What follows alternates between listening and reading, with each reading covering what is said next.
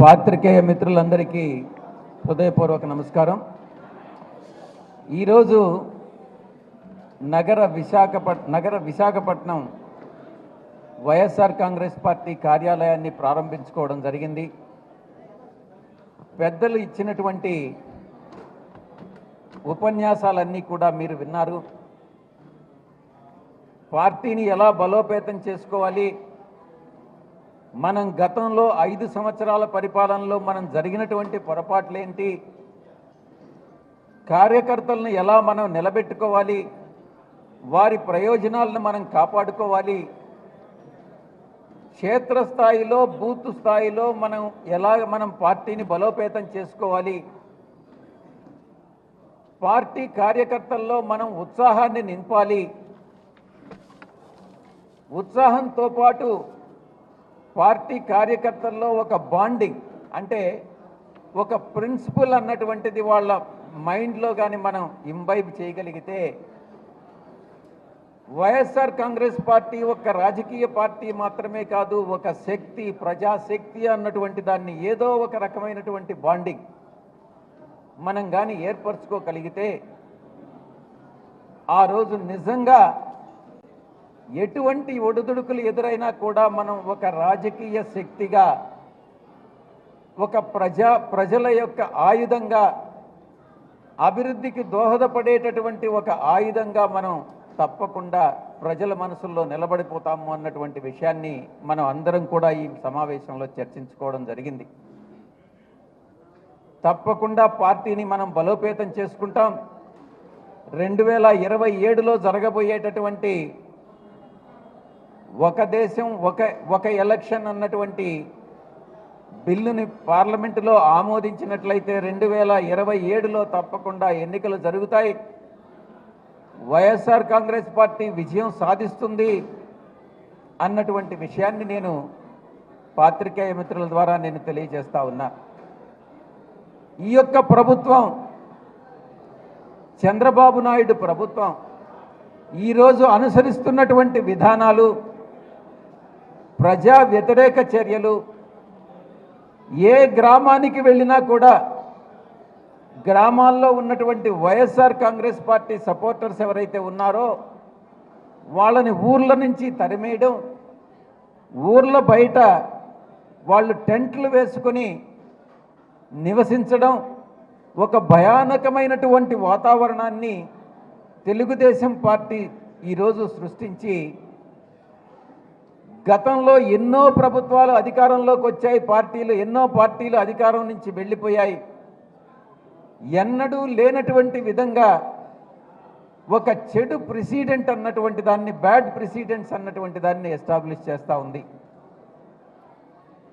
మనం ఒక తప్పు చేస్తే ప్రజానాయకుడిగా, ఒక పొలిటికల్ పార్టీగా ఒక తప్పు చేస్తే భవిష్యత్తులో అది మనల్నే చుట్టుముడుతుంది, మనల్నే తినివేస్తుంది అన్నటువంటి విషయాన్ని మనం అర్థం చేసుకోవాలి. కాబట్టి నేను ఒక్కటే చెప్తా ఉన్నా, ఏ కులంకోనో ఏ మతం బేస్ చేసుకోనో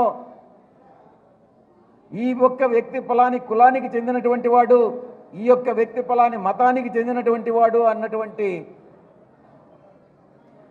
భావన లేకుండా పేద బడుగు బలహీన వర్గాల యొక్క శ్రేయస్సే ప్రధానంగా భావించి కులాలకి మతాలకి అతీతంగా మనం పథకాలు చేయాలి అన్నటువంటి విషయాన్ని మనం గుర్తించడం జరిగింది.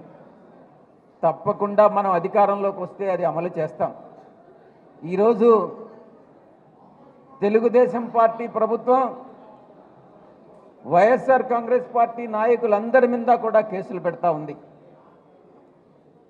ఉదాహరణకి రాత్రి నా దగ్గరకు వచ్చి నాకు సంబంధం లేనటువంటి కేసులో, కాకినాడ సీపోర్ట్స్ కేసులో, ఆ కేవీ రావు అనే వ్యక్తి ఎవరో కూడా తెలియదు, అయినప్పటికీ కూడా నా పైన దొంగ కేసులు అన్నటువంటిది పెట్టడం జరిగింది, నోటీసులు సర్వ్ చేయడం జరిగింది. నేను ఒక్కటే చెప్తా ఉన్నా, మీరు ఏదైతే ఈరోజు చేస్తున్నారో అవన్నీ మిమ్మల్ని తిరిగి 2027 తర్వాత మిమ్మల్ని వెంటాడుతాయి అన్నటువంటి విషయాన్ని మీరు గుర్తుపెట్టుకోవాలి అని నేను చెప్తా ఉన్నా. నేను ఒక్కటే విజ్ఞప్తి చేస్తా ఉన్నా, వైఎస్ఆర్ కాంగ్రెస్ పార్టీ సపోర్టర్స్కి కానీ, కార్యకర్తలకు కానీ, నాయకులకు కానీ భయపడాల్సినటువంటి అవసరం లేదు. అవసరమైతే జైలుకు పోతాం, 3 నెలలో 6 నెలలో జైల్లో ఉండొస్తాం. తప్పుడు కేసులు పెట్టినంత మాత్రాన భయపడితే మనకు ప్రజాసేవ చేసేటటువంటి భాగ్యాన్ని మనం కోల్పోతాం. భయపెట్టినంత మాత్రాన మనం పార్టీలు మారడం అన్నటువంటిది ఉండకూడదు. ఇక్కడే ఉండి మనకు జరిగినటువంటి అన్యాయాన్ని ప్రజలకు చెప్పి తిరిగి ఎన్నికై వాళ్ళు చేసినటువంటి దుర్మార్గాలను మనం చేయం. కానీ ఏదైతే ప్రజలకు అనుకూలంగా ఉండి రాష్ట్ర అభివృద్ధికి, దేశ అభివృద్ధికి, పేదల అభివృద్ధికి ఏదైతే చేయాలనో అదంతా కూడా మనం చేస్తామనని నేను ఈ సందర్భంగా తెలియజేసుకుంటా ఉన్నా. రకరకాలైనటువంటి కేసులు ప్లాన్ చేస్తూ ఉన్నారు. లిక్కర్ కేసట, శాండ్ కేసట, ఇదేదో సీపోర్ట్స్ కేసు అంట. ఆ రకంగా రకరకాలైనటువంటి కేసుల్లో మనల్ని ఇంప్లికేట్ చేయాలన్నటువంటి ప్రయత్నం జరుగుతూ ఉంది. నేను ఒక్కటే చెప్పా, మీరు లుకౌట్ నోటీసులు ఇవ్వాల్సినటువంటి అవసరం లేదు. నేను ఈరోజు ఇక్కడికి వచ్చా, నా మీద లుకౌట్ నోటీస్ ఇచ్చారు. ఈరోజు కావాలంటే అరెస్ట్ చేసుకోవచ్చు కదా. లుకౌట్ నోటీస్ ఇవ్వాల్సినటువంటి అవసరం ఏముంది? నేను ఒక్కటే చెప్తా ఉన్నా, ఏ రోజు కావాలనంటే మీరు రావాల్సిన అవసరం లేదు. మీరు పిలిస్తే మీ యొక్క సిఐడి ఆఫీస్కి నేను వస్తాను, మీరు అరెస్ట్ చేసుకోవచ్చు. ఎందుకంటే తప్పు చేయలేదు కాబట్టి, తప్పు చేయనటువంటి వ్యక్తి ఏ రోజు భయపడడు అన్నటువంటి విషయాన్ని నేను తెలియజేస్తా ఉన్నా. ఎప్పుడైనా సరే రెడీ, యాంటిసిపేటరీ బెయిల్ కూడా అప్లై చేయను అని చెప్పాను. నేను ఒక్కటే ఛాలెంజ్ చేస్తా ఉన్నా, మీరు నోటీసులు ఇవ్వండి, మీరు డేట్ ఫిక్స్ చేయండి. 20వ తారీఖు డేట్ ఇచ్చారు.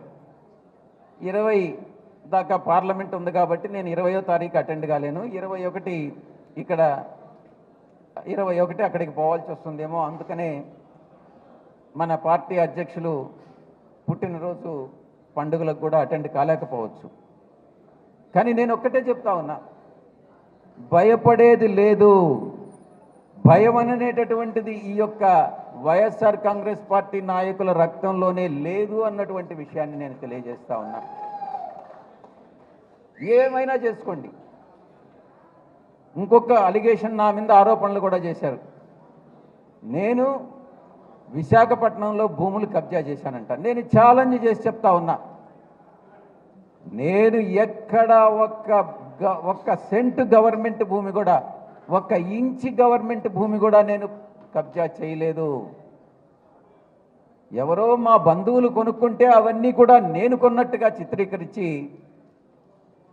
తన కుల మీడియా ఉంది కాబట్టి కుల మీడియా ద్వారా దుష్ప్రచారం సాగిస్తూ ఉంటే గమ్ముగా కూర్చునేటటువంటి పరిస్థితులు మనకు లేవు.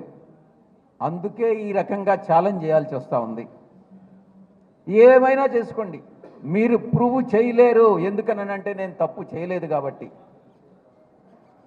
అందుకే ఏ కేసుకైనా మనం సిద్ధంగా ఉండాలి, జైలుకు వెళ్ళేదానికి సిద్ధంగా ఉండాలి. ఈ యొక్క ప్రభుత్వం ఏదైతే ప్రజా వ్యతిరేక చర్యలు, వైఎస్ఆర్ కాంగ్రెస్ పార్టీని అణగదొక్కాలి, వైఎస్ఆర్ కాంగ్రెస్ పార్టీని సమూలంగా కూకటి వేళ్లతో కూడా పెగలించాలి అన్నటువంటి ఒకే ఒక ధ్యేయంతో ఈ యొక్క తెలుగుదేశం పార్టీ ఈరోజు ప్రభుత్వం పనిచేస్తుంది. కాబట్టి దాన్ని సమర్థవంతంగా తిప్పికొట్టాలని నేను మీ అందరికీ కూడా తెలియజేసుకుంటూ, నేను కూడా అదే పాటిస్తానని మీ అందరికీ తెలియజేసుకుంటూ సెలవు తీసుకుంటా ఉన్నాను. ఇప్పుడు మీరు ఏదైనా ప్రశ్నలు అడిగితే అడగచ్చు.